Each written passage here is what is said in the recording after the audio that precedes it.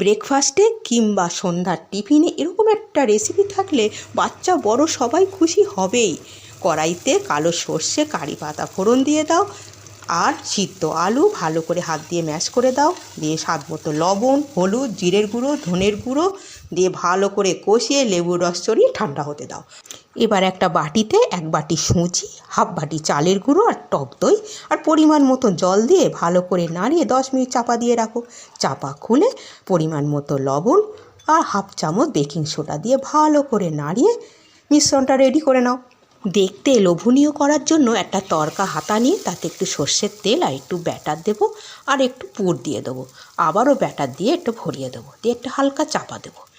চাপা সরিয়ে একটা চামচের সাহায্যে উল্টে দেবো। দেখো কত সুন্দর দেখতে হয়েছে লোভনীয়। ওপর থেকে একটু সর্ষের তেল ছড়িয়ে দিয়ে উল্টে পাল্টে ভেজে নামালেই আজকে রেসিপি রেডি। আর দিয়ে দেবে একটা লাইক।